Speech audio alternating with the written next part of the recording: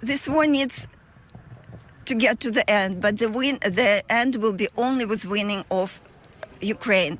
There is no way the war will stop if Putin wins. There is a lot of disinformation I hear in this meeting.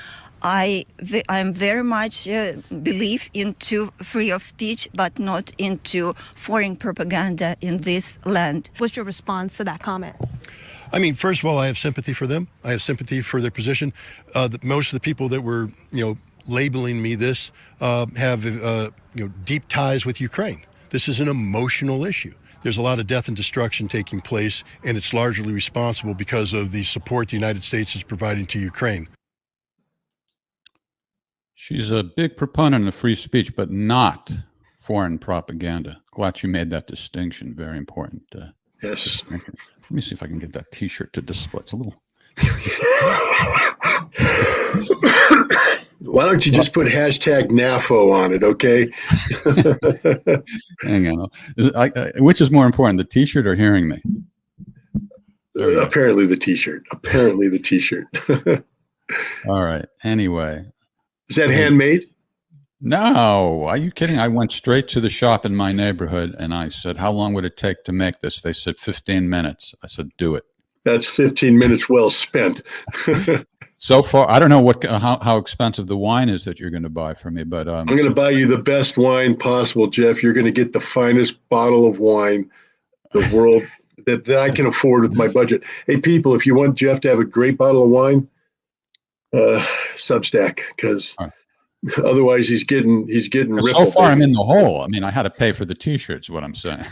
Oh, you need to be compensated. Yeah, it was worth it though. It was worth it. So I won the bet, and for those of you who don't know what we're talking about, Scott and I bet that he would be let back on Twitter. He said no, they're never going to let him on, and yesterday they let him back on. So we don't have to make too big a deal out of it, but let's celebrate.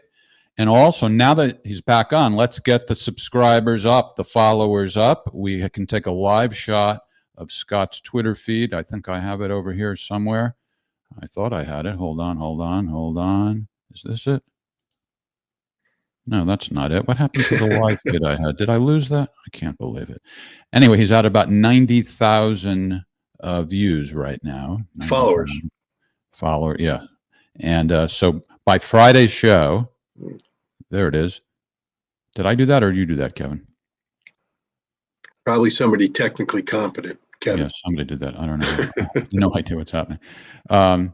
So what is it right now? Almost 90,000. So let's try to get it up to 100,000. And on Friday night's podcast, let's celebrate the 100,000 mark. So those of you who are watching this, if you're not already one of Scott's followers, please do it at Real Scott Ritter on Twitter. So that was a small but vocal and annoying crowd at the library, and small and vocal people can cause problems, as you just learned. We were all set. I'm sorry, I got to figure out how to get rid of. There it is. Thank you, Kevin.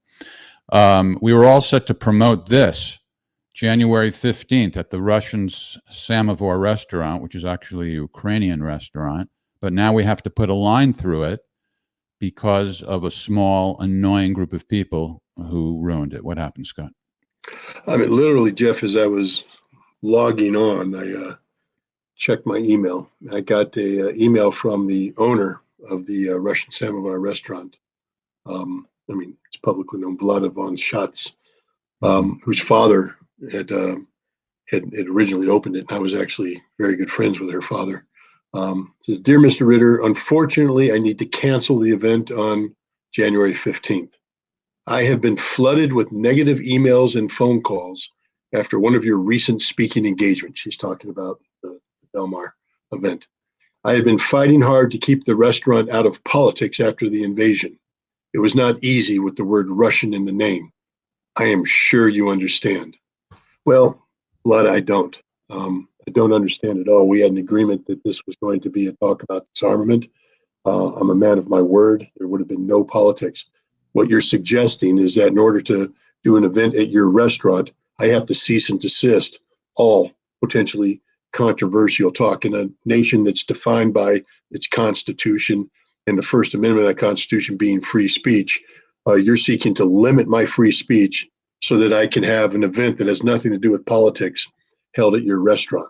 No, I don't understand. It's not. It's a victory to. I mean, the information operation that I wrote about in the Substack. This is a victory for them. They just won.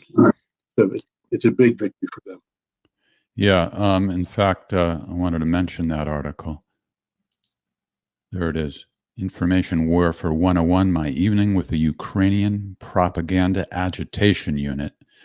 And when I first heard and were reading comments about people saying, oh, this was an organized, controlled opposition thing, I thought, people are being paranoid, because there's always kooks and people with different opinions who show up at events. But then when I took a closer look and I read your article and I saw you explain about what the local news media did, like generally they don't show up nowadays at your events, but two of them showed up and they were obviously in cahoots with the opposition. And that was pretty disturbing. Yeah, again, I mean, I don't mind them showing up. I don't mind them. I mean, they do what they do. It's free speech, free speech. But the interesting thing is it backfired. Whatever they were planning on doing that night, disrupting, etc.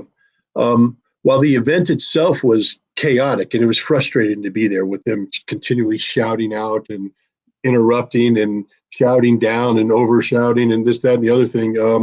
It was a chaotic event, but it was captured on film and it was shown. And if their goal was to limit exposure to what Dan and I were talking about, it backfired because the majority of the comments are very supportive. So that's another thing. It's not just I think not a lot. Of 3,000 comments that I've read on there, less than 5 were supportive of the pro-Ukrainian information operation unit. The rest were supportive of the event and the notion of free speech.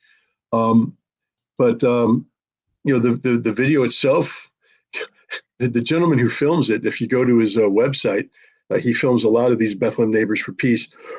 And the average views of his videos are 120, 200. Big events is 400. The last I checked was 120,000 views. It's the most views he's ever had. So, from the standpoint of getting a message across, the event was a tremendous success. I have to imagine that the organizers are very thrilled with the result. But, unfortunately for me, Vlada apparently isn't made of the same stuff her father was, and she is buckled under the pressure of a handful of activists who have basically stifled free speech. Right. People who wanted to buy my book, people who wanted to listen to a discussion about the state of disarmament between Russia and the United States today, one of the most important topics one can imagine, will now be denied that opportunity. And for me, it's frustrating because I have invested a lot of money into this. This was supposed, I bought 100 books, and that's thousands of dollars. I got to find out how to get Jeff. You want me to ship you a bunch of autographed books? But no, but and then hotels were paid for. I don't know if I'll get them refunded. It's just an absolute pain in the neck. So thanks, Vlada. Class act. All right, another article in Scott Ritter Extra. Back on Twitter, just trying to. I'm not sure if you take this as happy news or if this is annoying to you that I'm rubbing it in your face, but I'm trying to soften the blow of the cancellation. And look, I'm thrilled to be back on Twitter, and so is the NAFO crowd. They're up to their games. I'm getting flooded. It's just amazing the amount of Shiba Inus that are in my inbox. They have a very creative a vocabulary. You can imagine the kind of words that they're using. So it's Twitter is living up to its low standards. It's amazing. All right. Well, we'll monitor. Maybe we'll check in later, even in this broadcast, to see if you got any more followers as a result of the request from a dangerous man to subscribe if you're not already subscribed. But chances are the people watching this already follow you on Twitter. All right. Let's go to the questions from our beloved audience, and the first one is actually about that event. Dale from Ohio asks, Scott, no question, or not asked, but it's whatever. Let's see what he says. No question, but I found the Delmar, New York library presentation great. The two pro-Ukraine plants really angered me. I am impressed you stayed so cool. I would not have kept my cool. Is it difficult for you to keep your cool? No. I mean, Jeff, you know me. Sometimes I get a little hot under the collar and such like that. But even, there's one clip some people have isolated where I ended up punching the table. Not my greatest moment. Knocked over better than punching a person's face. Well, but it wasn't an act of violence. It was an act of emphasis, not violence. But when I finished, when I sat down, there's a huge smile on my face because I just found it to be entertaining. I mean, it was irritating to some extent. They were interrupting other people's things, but that's what makes America America. They got their voices heard. It wasn't ideal. It would have probably been better to ask. I mean, maybe we should have called a pause and asked the lady in yellow to come up and sit next to us and put her on the spot so that she has to articulate instead of interrupt. She has to think instead of react. Or the tiny, bald, stocky guy, also known as Anton Konev. We could have brought him up too, next to me. So I could have accidentally gone for my Diet Coke and maybe put an elbow in his face or, helped him find the, I don't know. But no, I wasn't going to do violence to anybody. It was just, it was what it was. I mean, I knew the thing that helped me is that I knew coming in that this was going to happen. It was really going to happen. I mean, I was briefed by Joe Lombardo about the crowd. I had a chance to size up the crowd, and it was, my spidey senses were off. I knew this was going to happen, so I was ready for it. I was prepared. I actually changed my, in the middle of Dan Kovalik's presentation, I sat there and redid my entire presentation because I knew what was coming. I was just watching the physical reaction of these people as Dan spoke and the beginnings of their outbursts, and I went, I know exactly what these people are up to. So I changed everything. I introduced it with by talking about the Center for Countering Disinformation and the information warfare operation carried out by the Ukrainian government. So I was calling them out for what they were, which was my intent. So it was, I was ready for it. It wasn't that hard to keep my cool. I got to do a better job. I mean, I normally I can get riled up without any effort from the crowd. I can rile myself up. Yes, we've seen that here. Yeah, you've seen that here. So I should probably do a better job. Maybe I should start acting my age and, become the wise old man as opposed to this young hothead. Well, you got a compliment here for keeping your cool, actually, so don't worry about it too much. I've witnessed your uncanny ability many times to speak in complete sentences and complete paragraphs off the top of your head, and it's amazing. So I'm sure that you just adjusted as you had to and probably sounded to the audience like it was a prepared speech. Let's go to Norway, shall we? I don't think I'm even going to try that name. I have two questions for our dear Mr. Ritter, the very controversial Mr. Ritter. What food and drinks do they serve on a transatlantic flight on board a military aircraft? And what were your thoughts and feelings the very first time you touched the Soviet soil back in the 80s? 3 minutes or less. Two questions. Oh, geez. Thanks, Jeff. The question is, are we on a military aircraft or a military contracted aircraft? Am I on World Airlines, which is a commercial airline, or am I on a C-141 flying space available? If it's World Airlines, we get the same food that you would get normally. It's standard airline food. You'll get a little tray with whatever menu items are. If it's a military aircraft, you get a box lunch. Basically, it's a box meal. You get 2 slices of bread, some American cheese, some mayo, some mustard, maybe a piece of bologna, an apple, a bag of potato chips, and then some soda. And it's what you don't get to say Diet Coke. It's whatever the heck the can of soda is in the thing, and that's it. That's what you get, and whatever else you bring aboard in your backpack. What were my feelings first time I stepped foot on the Soviet Union? It was literally like stepping off into a fantasy world of history. I mean, I was at Sheremetyevo Airport. I was going through customs. I was looking at an actual KGB border guard. In the background were actual Soviet police and Soviet forces. I'm surrounded by Soviets. I'd read about it the whole time, and now I'm there. It's like being in Soviet Disneyland, driving in through Khimki with the anti-tank monuments, the furthest advance of the Germans. I knew that from history, but now I'm there. I'm seeing it. Red Square, the Kremlin, the cathedral, Lenin's tomb. It's all there. It's I was just overwhelmed by it. I literally went from being a professional to a tourist.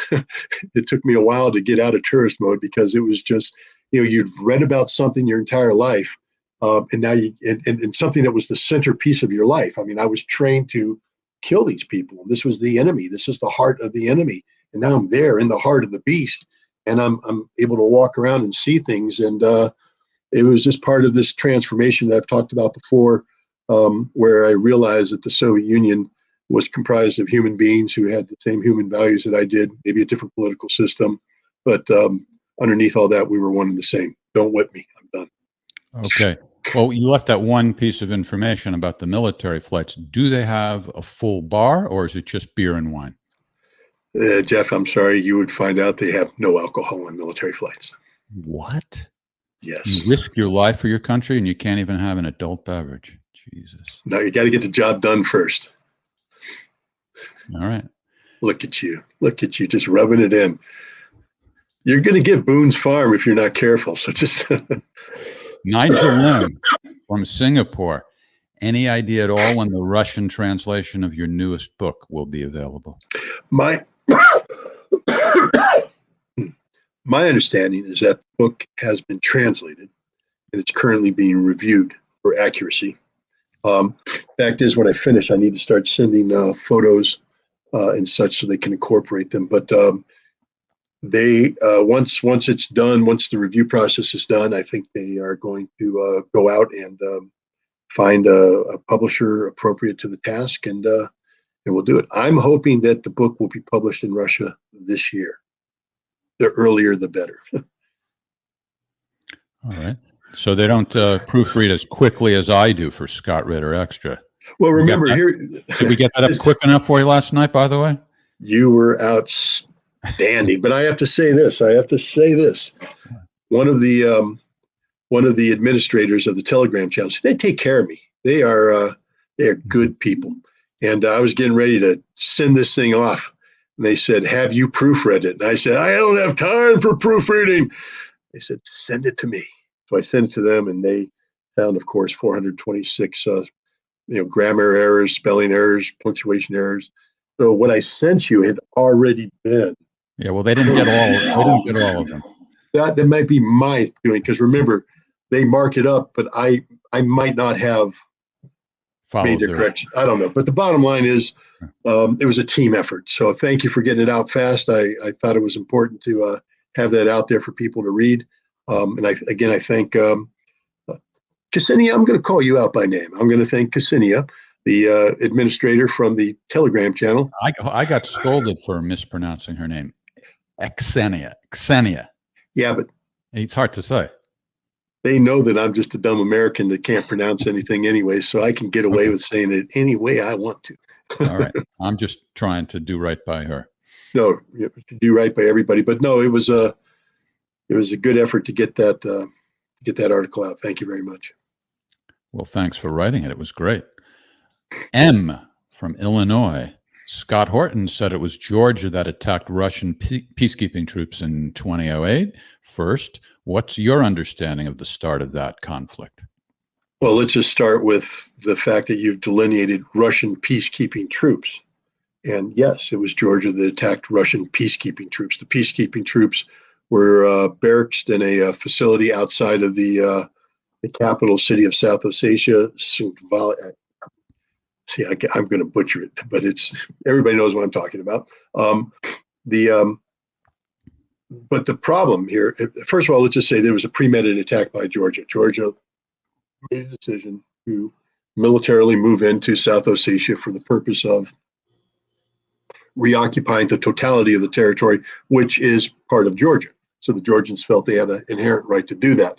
The problem for the Georgians is that they had negotiated previously a ceasefire and from an earlier round of fighting that froze the situation, and there were Russian peacekeepers in place. And the Georgians ended up attacking the Russian peacekeepers, killing several of them, and prompting a major Russian military intervention.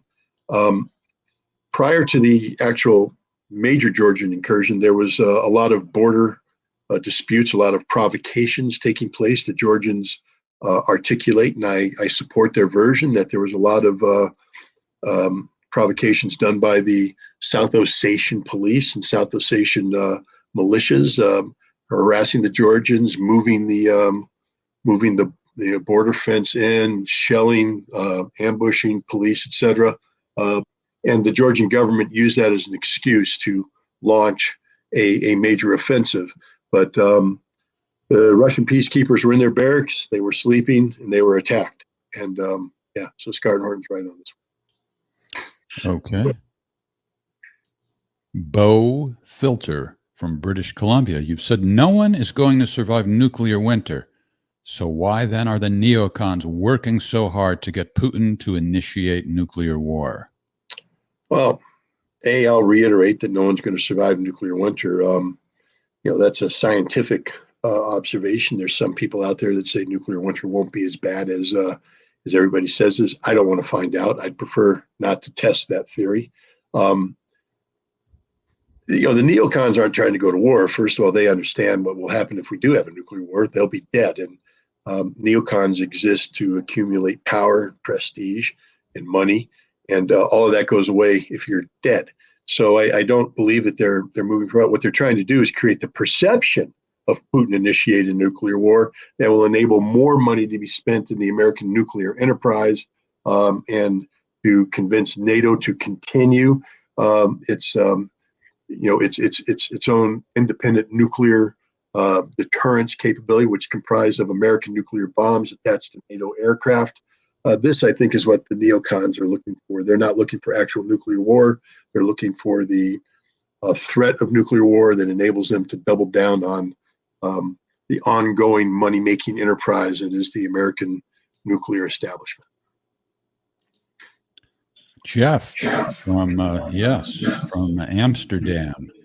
Do you know why the Russian government allowed hundreds of billions of its foreign assets to be frozen and confiscated?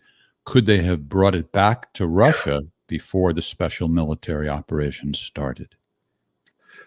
I'm going to give an answer, and I'm willing for people to come in and say, you got it wrong, Scott. My understanding is when you have a nation like Russia, which is a major producer of energy and carries out very complicated and expensive transactions on a global basis, that you will put reserve currency in different banks around the world, so that if I contract with the United States, that bank will handle it. And so the currency, instead of, this, that, and the other thing, the currency will be moved around in the bank kind of thing. So Russia will receive payments, and Russia will make payments from the currency stashes they have in these major economic centers. And this is what happened to Iran. For instance, because of U.S. sanctions, Iran had billions of dollars frozen in South Korea. The reason why that money was in South Korea is because that money was used to handle, the economic interface between Iran and South Korea. So the money was there, and it shifted around internally, and then when they froze it, it got frozen. I think that's why, because it was just to have the money in the bank. Then it should have been done in a Russian bank. That way you don't have to worry about anybody stealing it. But the reason, the only reason for Russia to accumulate dollars and euros is to help facilitate international transactions using these reserve currencies of the world.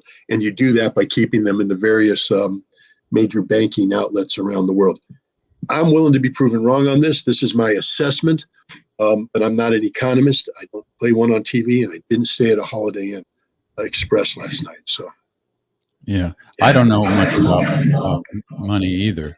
But what I would wonder, I haven't heard like as much talk about this issue. I mean, is Russia, not that people would necessarily yield to the demands, but is Russia demanding that their assets be returned? Is that I mean, Russia's called hardcore? out. Yeah. Russia's called out the people doing this, saying you're criminals, and the people doing it acknowledge they're criminals. I mean, Janet Yellen, the head of the the Treasury, has said, yeah, we got no legal basis to do this. We're just doing it anyways because we can. And Russia is, and that's one of the reasons why Russia is just pulling out from this system, because Russia says we can't trust you for anything. You are literally stealing our money. This is theft. And the West is saying, yeah, what are you going to do about it? Asian Jack from Southeast Asia. I wonder why that our old feedback problem has returned. Do you have your speaker up a little louder than Jeff, usual? let me put it this way. I'm on the wrong computer. Oh. I was so, I don't like to admit it, but I was very upset about this Russian samovar thing. So I was. Don't tell me you threw your computer out the window in a fit of rage. No, it's here. I was basically just sitting here staring, lifelessly into the computer screen, watching my future dissipate before my very eyes. And I forgot to swap out the computers and put on Ricardo's wonderful camera, which is right here. So I apologize to everybody who's going to write us and tell us how bad the sound is and how bad the thing. It'll be fixed by Friday, but please forgive me. I had a momentary moment of being human. I was sulking. All right. Asian Jack. Wasn't the last one Asian? No. I didn't answer that one yet. Did I ask it? I forgot. No. Okay. You were mad about me about my image. No. I was feeling your pain, actually. Do you think Ukrainian refugees will immigrate to America and EU nations after the war and hold a considerable grudge against Russians, and that it will make the currently insane Russophobic policy even worse? Yeah, there's no doubt about that. I mean, that's one of the great dangers. If Russia wins this war, and I believe Russia will win this war, the bottom line is millions of Ukrainians are going to leave their country, and they're going to immigrate and they're going to fall in on the communities that will receive them. And for instance, in Canada and the United States, there's a large Ukrainian immigrant population that apparently likes to make phone calls to the Russian samovar to get them to cancel events. And they're going to receive these people, and these current Ukrainian immigrant populations are seething in their Russophobia. They're behind a large part of the Russophobic policies of the United States. And so they'll just be reinforced, enlarged, and they'll have newer grudges to bear. And it's going to be a problem for the United States going forward, because the solution for U.S.-Russian relations going forward isn't to double down on Russophobia. The solution is going to be to find a way to find commonality of purpose so that we peacefully coexist with one another. And these Ukrainians who are going to be in diaspora are going to be extraordinarily counterproductive for such an effort. Okay. RSH out of Kansas. Can you access the veracity of reports of a dozen or more Russian generals killed in the beginning of the special military operation? I can assess the veracity. I don't know if I can access it. I'm sorry. I'm trying not to be. I'm trying to be funny, but sometimes I think my mood is so sour that my humor is just off. No, that's the kind of thing I would have mocked them for, but I didn't even know. I'll stop being this way. I'll become. Don't worry. Look, first of all, let's understand the following: the Russians have a different leadership style than we do in the West. In the West, our generals tend to lead from the rear. The Russians generals tend to lead from the front. And in doing so, they get exposed. They're going to be exposed to the potential of harm to a greater degree. Second of all, the Ukrainians were receiving intelligence tip-offs from the United States about the location of Russian command posts. And because the Russian leadership tends to be forward deployed, they would be located in these forward deployed command posts. And when these command posts were struck by the Ukrainians, on numerous occasions they killed the Russian generals. Yeah, so I would say that while I can't say, I mean, we know that some of the claims that were made about the death of a Russian general were false and done for propaganda purposes. We also know that many of the claims were indeed accurate and that several Russian general officers lost their lives through the conduct of the SMO.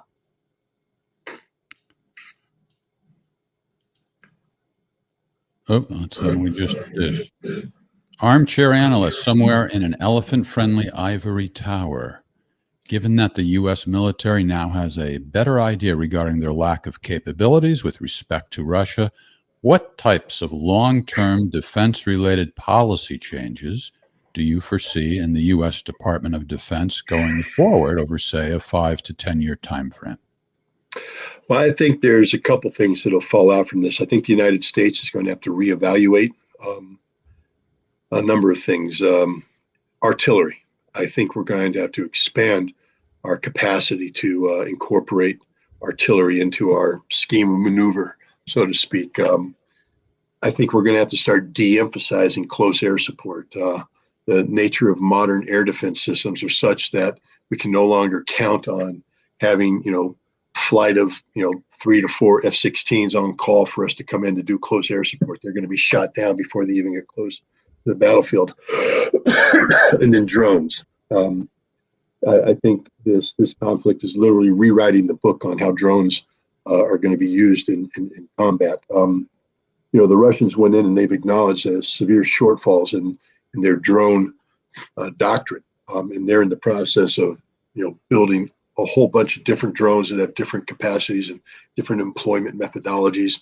And it's going to be a dominant, drones are going to play a dominant role in future battles. And I think the United States is going to have to play catch up on that too. So I think we're going to be looking at, the reality of large scale ground combat and recognize that there are serious deficiencies in the way that we approach this issue. And we will have to make adjustments. And so I think you're going to see our doctrine adapting to this new reality over the course of the next 5 to 10 years. Craig from Utah. We hear a lot about foreign fighters going to Ukraine. Are there any foreign fighters going to Russia?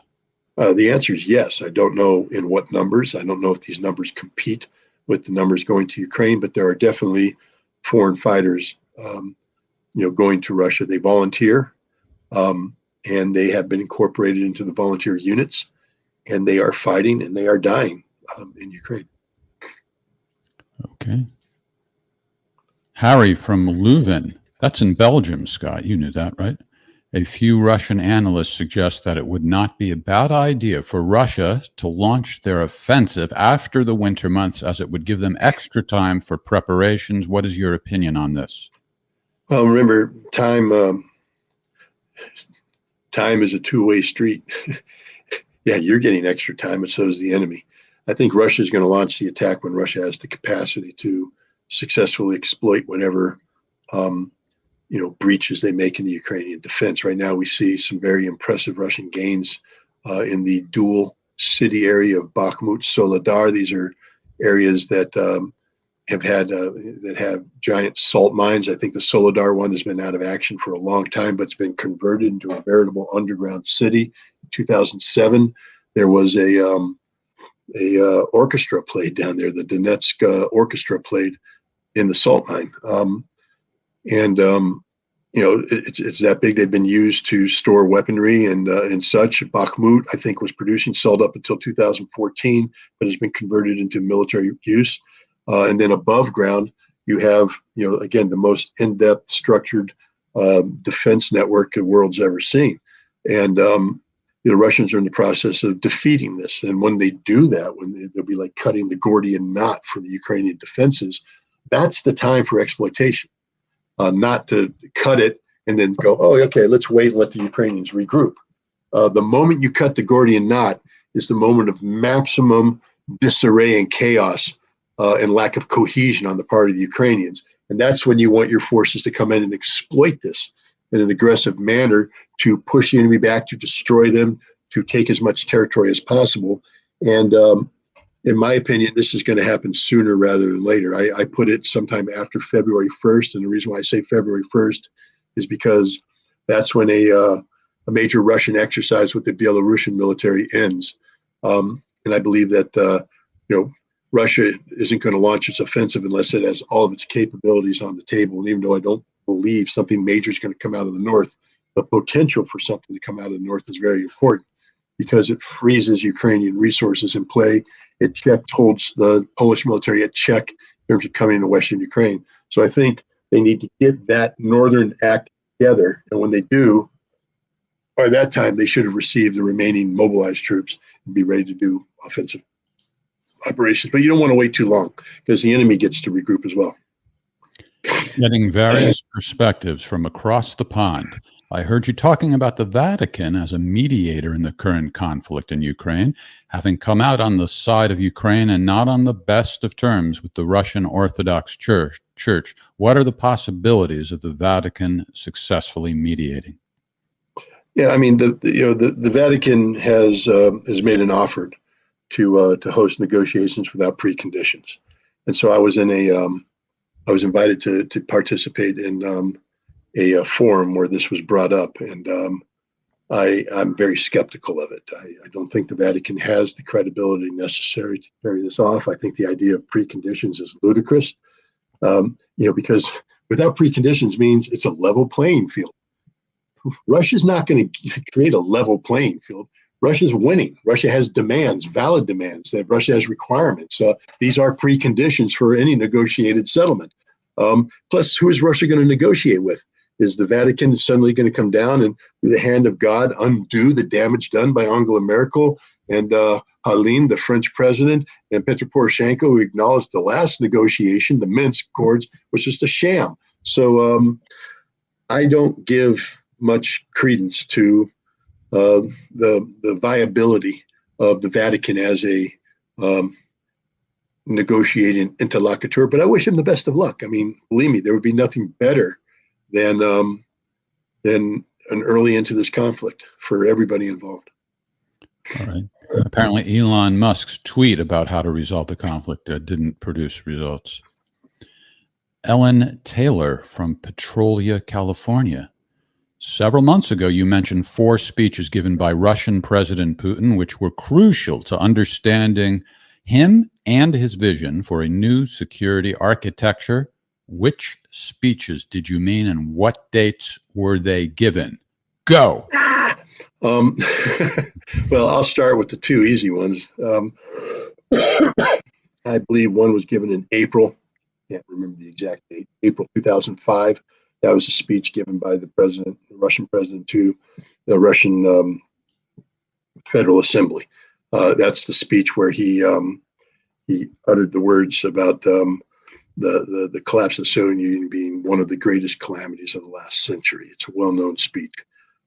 He also has talked about the reason why it was the greatest calamity, because of the fact that overnight tens of millions of Russians became homeless, and that it's his obligation as a Russian president to take care of them. So that is his 2007 speech, I think, before the Munich Security Conference, where he basically divorced himself from Western policies. He called the West out for the hypocrisy of their positions in Iraq and elsewhere, the expansion of NATO.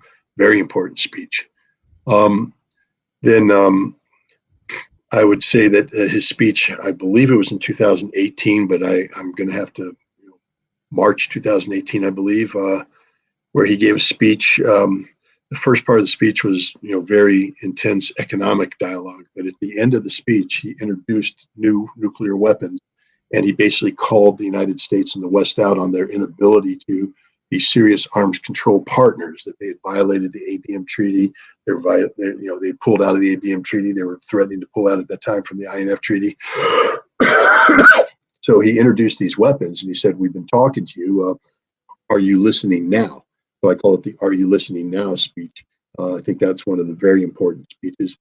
And then I think the speech that he gave on February 22nd, it was before the invasion, I think 2-3 days before, either February 21st, February 22nd, where he outlined the historical context of the invasion. I think it's imperative for people to read that, not because you have to agree with his interpretation of history, but you need to understand that there is a logic to, the position he has taken, and that speech, basically defines the notion that Russia and Ukraine have a shared culture, shared history, shared, experience, and that Ukraine, from the standpoint of Russia, is a brother nation. So I think those 4 speeches will do the job. Okay, Kevin Michelizzi, our information warfare specialist, doing a great job backstage today. Kevin, you have some good questions for Scott that we can take from the live audience. By the way, we stream live on Facebook, YouTube, Rumble, Twitter, and Twitch. But while we're streaming, we can see only the comments on Facebook and YouTube. Not sure what that was about, but I'm sure it meant something to Kevin. Okay, Cypress fan. Jesus, who's Oh, no, that wasn't Kevin. I'm sorry. That was the timer running out. I apologize. That was my fault. Wow, I got beat for no reason. I thought Kevin did it or something. I'll be all right. I'm out of my mind. Cypress fan. I was wondering if Scott knows anything about downing of stealth aircraft in Serbia in 1999. I mean, they shot down an F-117 Nighthawk, which is a stealth aircraft. So that's what I know. I think the pilot ejected and survived. Okay. By the way, Kevin, you can say hi anytime you want. Kevin, as I said, specializes in information warfare. So Scott's article, I would think, resonated with you. And we're looking, we got to look at what happened with this Russian semaphore cancellation as, maybe a loss in the battle, but we got to get fired up and do something about it. Not necessarily to take to exact revenge on them, but to make sure going forward. Can I say something here? Yeah, but let me just finish. I want to clarify. I didn't mean to do anything to harass them. What I mean is to make sure that we book some events and things go well in the future. Yeah. Let me just say this is upset as I am with Vlada. And Vlada, if you're watching or listening, or anybody watching who knows Vlada, I am upset. I think you did the wrong thing. But having said that, I love the Russian Samovar restaurant. And as an institution, I want it to thrive. I want it to succeed. I want it to survive. I understand why she's doing it. She feels it's the best thing for her business. I think you're wrong, Vlad. I think you find when you yield to tyranny of this nature that in the end, it doesn't come out good for you or for the people who are promoting. But it's your business decision. You make it. I may not be going to the Russian Samovar for some time now because I am upset, but someday I will return. I love the restaurant. As I said, I knew the owner, the original owner. We were friends. My family and I would go into that restaurant. He would invite us in, give us a table. He treated us very well. He was just an all-around great guy. And it's a great restaurant. And I think it's a New York institution. And I want it to last forever. And Vlada, I wish you the best of success. I hope everything comes up roses for you. But I'm still a little angry with you about doing what you did. It was not the right decision. I think you made the wrong decision. We frame it as a war on censorship. If can I direct your attention to the upper right corner of your screen now? That's what it's about. This is a war on censorship, and we can't give in to the censors. We just won a big battle with Twitter. Big battle. And you told me so, too. Yes, indeed. But lost this one with the Russian Samovar. But we shall skirmish. We lost a skirmish. That's right. Joe Cool, 333. I have to congratulate Jeff on his successful campaign to get Scott back into the U.S. Intel data collection social media platform called Twitter. I was wrong, and you were finally right. Yes, the first time in a long time. Joe, I agree with you. I didn't think it was going to happen either. I'm still shell-shocked over Jeff's victory. And I confess, I started to have my doubts too, which is why I put the full court press on. We got You did. It was tremendous. Good job. We still don't. I don't know if you even know. Do you know that after the first thing I did last week, over the weekend, I tweeted out to the 5 Twitter Files reporters to ask them to make some noise about it. Jeff. And I'm saying we still don't. We really don't know specifically what did it. Right? We don't. I know, but you let me know that you were doing that, Jeff. You're quite proud of everything, as you have a right to do. But I just feel like, you you should at least wait till I get my face out of the mud before you put your boot on my head and grind it in there saying, I told you so, I told you so. I mean, it's a good victory, Jeff. Enjoy the moment.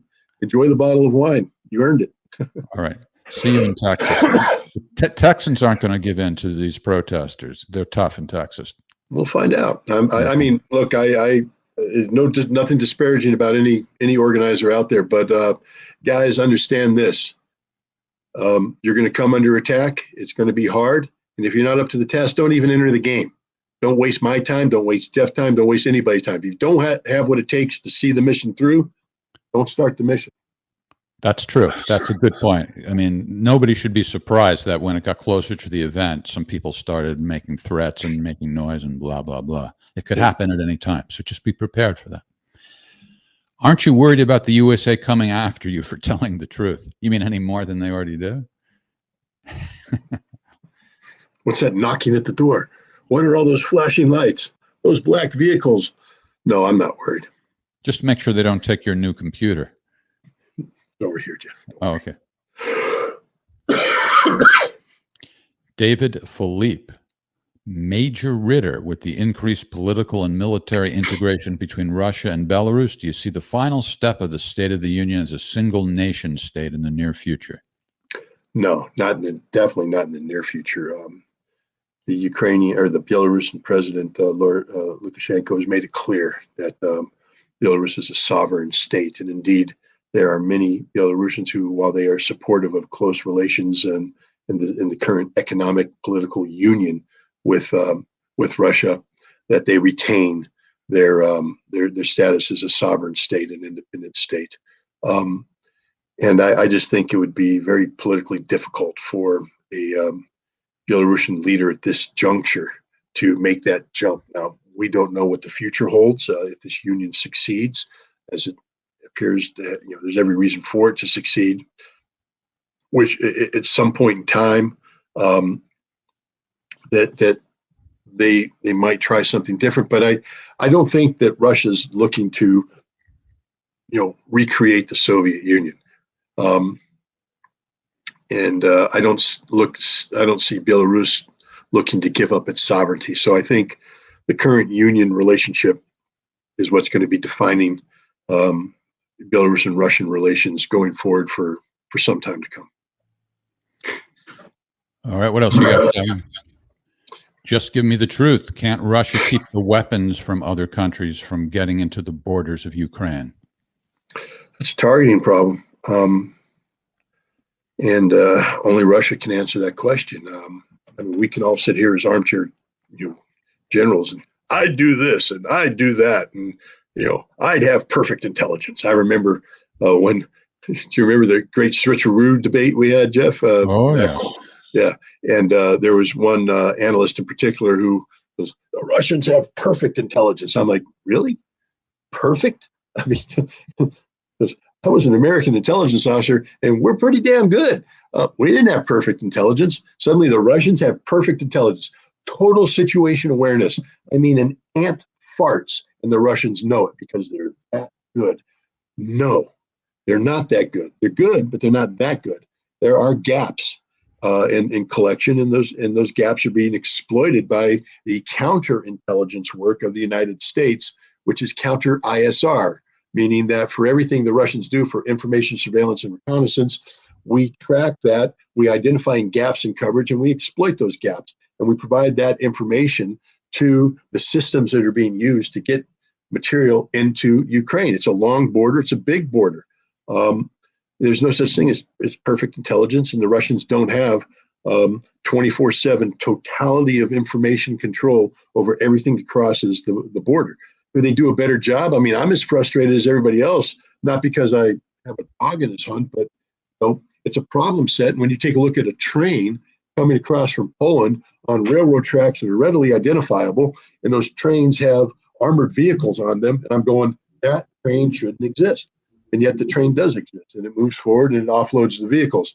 Why the Russians are taking it out, that's only a question that the Russian General Command and the Russian leadership can answer. I can't answer.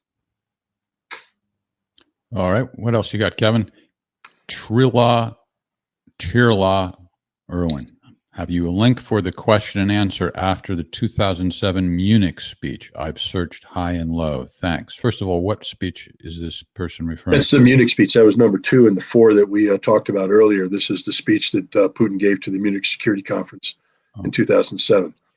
The speech itself was brilliant, but the mark of true genius, political genius, came in the extended question and answer period that Putin did afterwards, where he made every Western official in the crowd twitch uncomfortably in their seat because he was hitting them with the hard truth.